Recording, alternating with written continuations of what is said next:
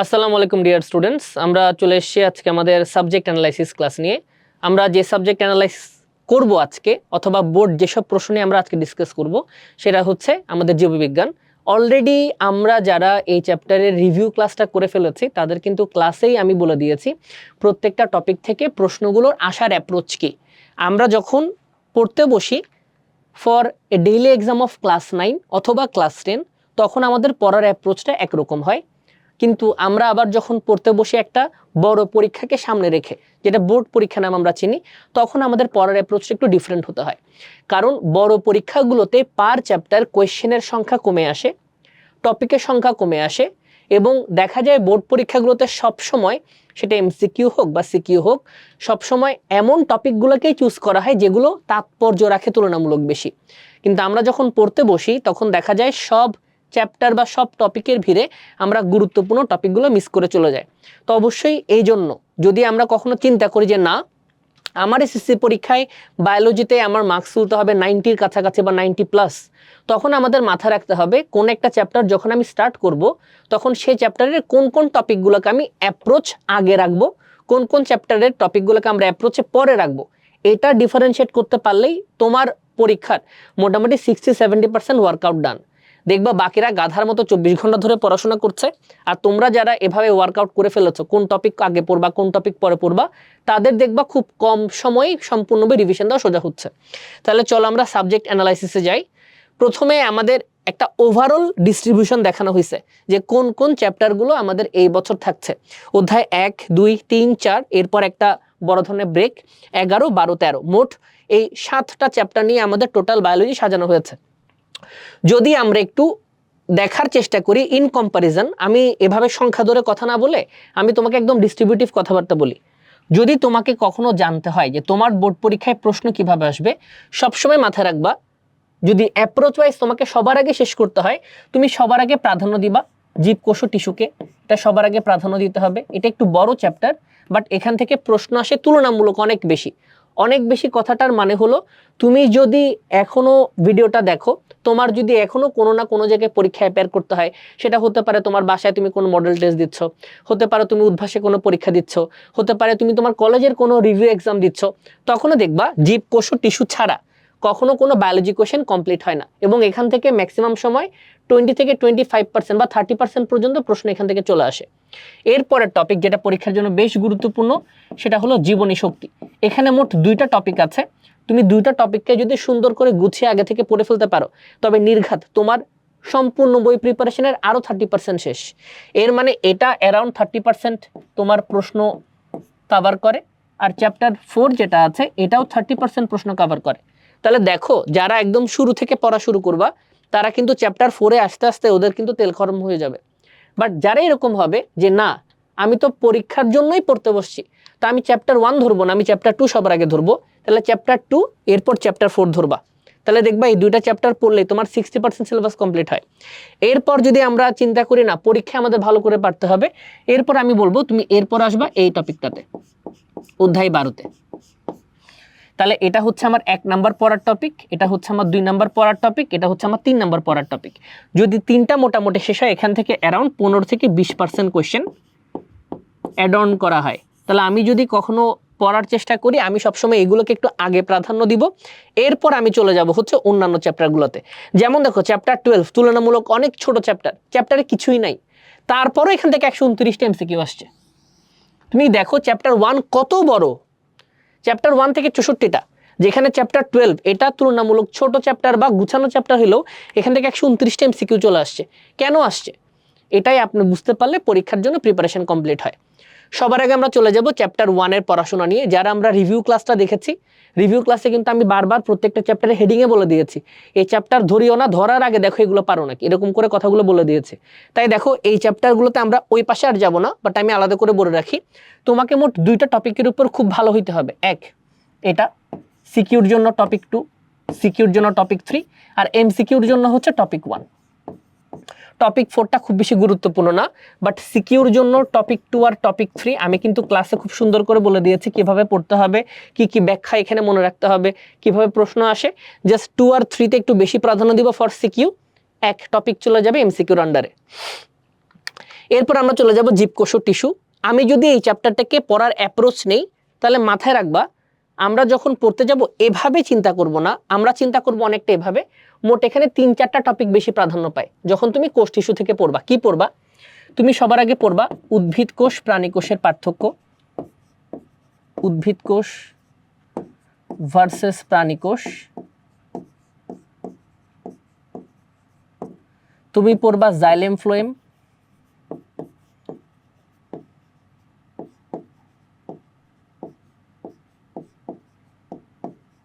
তুমি পড়বা সরল টিস্যুর পার্থক্য,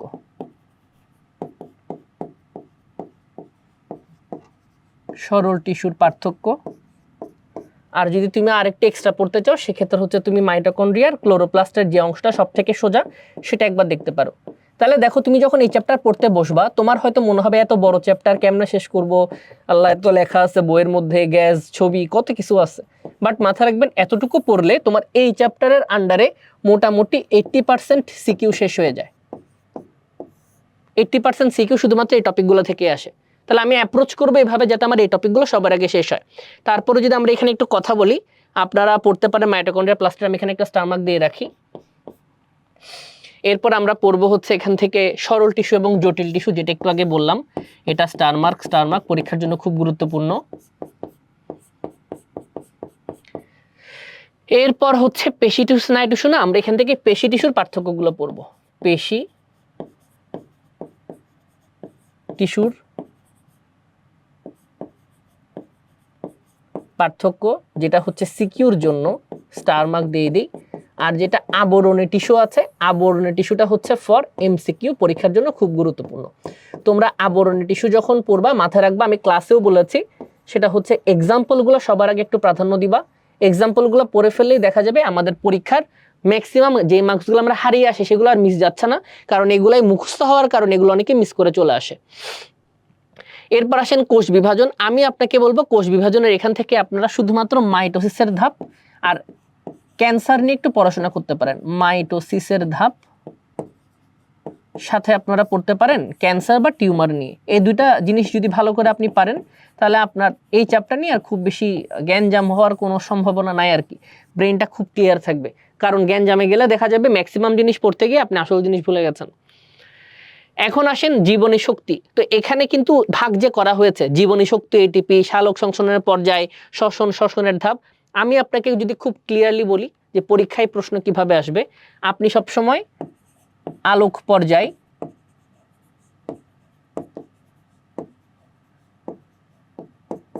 প্লাস অন্ধকার পর্যায়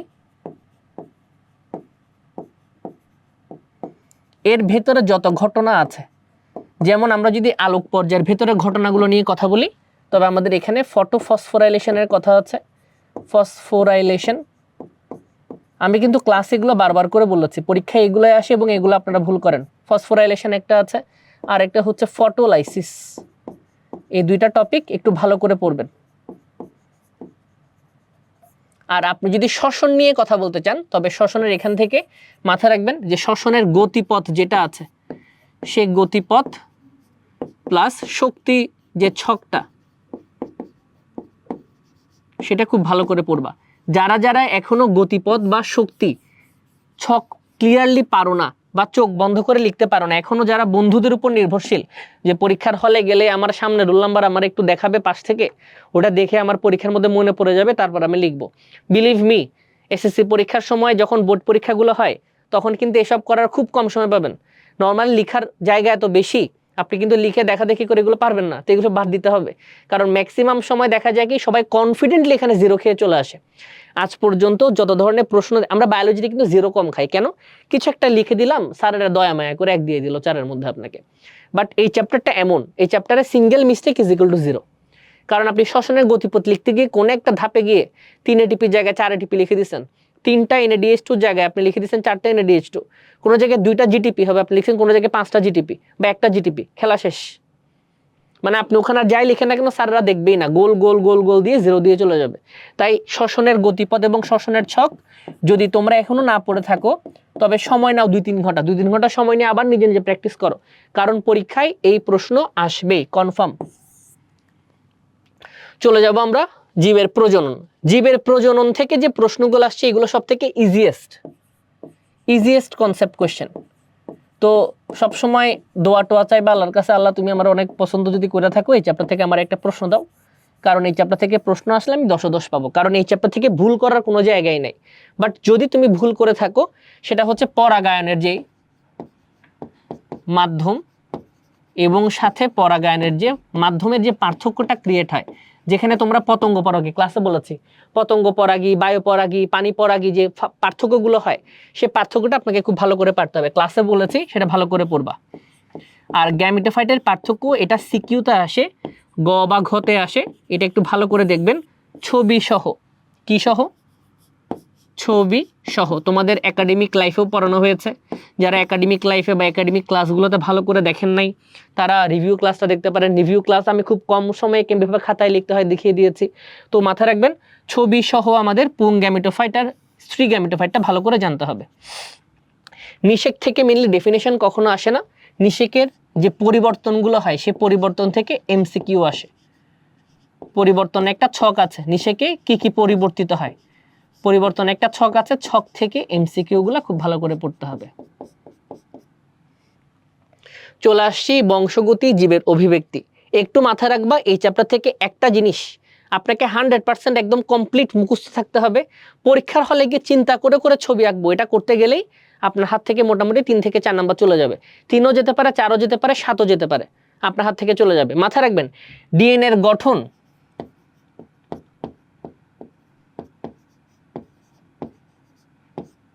এটা পরীক্ষার জন্য একটা 7 স্টার টপিক। এটার পাশে যদি আমি আর 2টা স্টার বাড়ে দিই তারপরও কিন্তু কোনো ধরনের সমস্যা নাই, কারণ আপনি যদি সবগুলো বোর্ডে চিন্তা করেন প্রত্যেক বছর এমন কোনো বোর্ড নাই যেখানে ডিএনএ গঠন বা ডিএনএ গুরুত্ব নিয়ে কথা বলা হবে না। 100% একদম মুখস্থ কোশ্চেন। আরও যদি 100 বছর বাংলাদেশ থাকে, আরও যদি 100 বছর ধরে এই সিলেবাস থাকে, আর 100 বছর ধরে এই রিভিউ ক্লাসে ইউটিউবে থাকে, দেখবেন 100 বছর ধরেই আসতেছে। ডিএনএ গঠন কখনো চেঞ্জ করা সম্ভব না। ডিএনএ গঠন থেকে মানে প্রত্যেক বছর স্যারেরা যখন প্রশ্ন করতে বসে ওরা জানে এই প্রশ্ন আমার না দিলে আমার ভালো লাগবে না, ওরা দিবেই। তো ডিএনএ গঠন যেটা আছে সেটা আপনাকে ফার্স্ট কথা ফিগারটা খুব চমৎকার পারতে হবে, প্লাস ফিগারের ব্যাখ্যা কথাটার মানে হচ্ছে যখন আপনি একটা লুপ বানাবেন, লুপের দৈর্ঘ্য কত, ব্যাস কত, কত জোড়া নিউক্লিওটাইড থাকে, নিউক্লিওটাইডটা কি জিনিস, অ্যাডেনিনের পাশে কে বসে, গুয়ানিনের পাশে কে বসে, সাইটোসিনের পাশে কে বসে, এই গল্পগুলো পরীক্ষায় আসবে। এরপর আমরা চলে যাব যেটা পরীক্ষায় বেশি আসে, সেটা হচ্ছে লিঙ্গ নির্ধারণ এবং জেনেটিক ডিসঅর্ডার। এটা একটু পরীক্ষায় আসে, আপনারা একটু যদি পারেন তাহলে কষ্ট করে থ্যালাসেমিয়া এর যে ম্যাথগুলো আমি দেখিয়েছি, দেখবেন রিভিউ ক্লাসগুলোতে আমি থ্যালাসেমিয়া এবং কালার ব্লাইন্ডনেস নিয়ে যথেষ্ট কথা বলেছি। আমি অনেক বড় একটা সময় কাটিয়েছি এখানে, যে কালার ব্লাইন্ডনেস এবং থ্যালাসেমিয়াতে আপনারা কিভাবে প্রশ্ন পাবেন এবং কিভাবে এটাকে সলভ করা লাগবে, কিভাবে দেখানো লাগবে পরীক্ষায় প্রশ্ন কেমনে আসে। তাহলে thalassaemia, colour blindness is a must এবং এটা 7 স্টার। মাথায় রাখবেন যদি আপনি চ্যাপ্টার 12-এর ডিএনএর গঠন চমৎকার পারেন এবং যে কোনোভাবে আপনি কালার ব্লাইন্ডনেস আপনাকে বলে দিল, মিস্টার আব্দুর রহিম একজন বর্ণান্ধ এরকম করে কোন একটা টপিক আপনাকে তুলে দিল, মাথায় রাখবেন এটা কোনোভাবেই ভুল করা যাবে না, এটা একটা ইমপ্রেসিভ কোয়েশ্চেন। আপনাকে পরীক্ষাটা দেয় যাতে আপনি 10-এ 10 পান, মাথায় রাখবেন এগুলো ভুল করা যাবে না। অন্য সব জায়গায় কিছু একটা লিখে দিলেও 4-এর মধ্যে 1-2 দেয়, এখানে কিছু ভুল করলে কিন্তু 0 দিয়ে দিবে, এখানে কিন্তু বাঁচার আর কোনো উপায় নেই। এখন চালাবো জীবের পরিবেশ। জীবের পরিবেশ থেকে দেখা যায় এটা মূলত সামাজিক বিজ্ঞান টাইপের একটা টপিক। সামাজিক বিজ্ঞান কথাটার মানে হলো এখানে মেনলি যে প্রশ্নগুলো সেগুলো গুরুত্ব ডিপেন্ডেন্ট, এদের প্রয়োজন কি এটা ডিপেন্ডেন্ট, শক্তি কমতে থাকে কোথায় ব্যাখ্যা করো, ওই যে 1 দশমাংশ নিয়ম যেটা আছে, শক্তি কোথায় বেশি ব্যাখ্যা করো, নিচের কোন খাদ্যজালটা বড় ব্যাখ্যা করো, নিচের কোন খাদ্যজালে শক্তির বেশি বেশি ক্ষয় হয় ব্যাখ্যা করো। ওই যে 1 দশমাংশ নিয়ম, যত সামনের দিকে খাদ্য শিকল যাবে তত শক্তি কমতে থাকে, এটাই খালি ব্যাখ্যা করতে হয়। এখান থেকে যদি তুমি সিকিউ আকারে দেখো প্রথম টপিকগুলোতে গুরুত্বপূর্ণ না, বাট এই দুইটা হচ্ছে একসাথে থাকে এবং এগুলোকে একসাথে মিলিয়ে সিকিউ করা হয়, একসাথে মিলিয়ে সিকিউ রাখা হয়। এই কথাটার মানে হলো আমরা যখন পড়তে বসবো আমাদের মাথায় রাখবে আমাদের একই প্রশ্নে খাদ্য শিকল, খাদ্যজাল এবং শক্তি প্রবাহ ম্যাচ করে প্রশ্ন দেওয়া হবে। আমি রিভিউ ক্লাসে একটা সুন্দর ছবি দিয়ে দেখিয়েছি কিভাবে পরীক্ষায় প্রশ্ন আসবে, আমরা কিভাবে রিপ্রেজেন্ট করব। আর লাস্টলি এটা যেটা এখান থেকে শুধুমাত্র এই আন্তনির্ভরশীলতা, এটা থেকে পরীক্ষায় প্রশ্ন আসে, যেখানে আপনার পজিটিভগুলো নিয়ে আসতে পারে, যেখানে নেগেটিভগুলো নিয়ে আসতে পারে। আপনাকে বলতে পারে কমেন্সিয়ালিজম বলতে কি বুঝো, আপনাকে প্রশ্ন করতে পারে মিউচুয়ালিজম বলতে কি বুঝো, প্রশ্ন আসতে পারে শোষণ বলতে কি বুঝো। মেইন কথা এখান থেকে যদি কখনো প্রশ্ন আসে ওই মূলত এটাই আর কি, জ্ঞানমূলক আর উদ্ভাবনমূলক, এর বাইরে প্রশ্ন আসার সম্ভাবনা কমই এসছে। গত 7 বছরে 8টা প্রশ্ন সব বোর্ড মিলে, এটা তুলনামূলক অনেক কম আর কি। তো এই হলো আমাদের আজকের সাবজেক্ট অ্যানালাইসিস বায়োলজি। তো আশা করি যারা যারা রিভিউ ক্লাসটা একবার দেখে ফেলেছো তাদের কিন্তু সম্পূর্ণ বই রিভিশন হয়ে যাওয়ার কথা। যারা রিভিউ ক্লাস দেখেছো তাদের প্রত্যেকটা চ্যাপ্টারের শুরুতে কিন্তু আমি সাবজেক্ট অ্যানালাইসিসকে আরো সুন্দর করে ভেঙে ভেঙে বলেছি। আর যারা রিভিউ ক্লাস দেখো নাই, যারা পড়তে বসছো বই খুলে মাত্র, যারা দেখতে চাচ্ছ না কি কি প্রশ্নের সামনে দেখে আসি, তাদের জন্য সম্পূর্ণ বইয়ের একটা শর্টকাট সামারি হচ্ছে আজকের এই ক্লাসটা। আশা করি তোমরা সব উপকৃত হবে এবং তোমাদের পরীক্ষার আগে যে সময়টা নিয়ে পড়াশোনা করছো তার কিছু সময় হলে আমি বাঁচিয়ে দিতে পারবো। দেখা হবে অন্য কোনো সময়। Till then best of luck. আসসালামু আলাইকুম।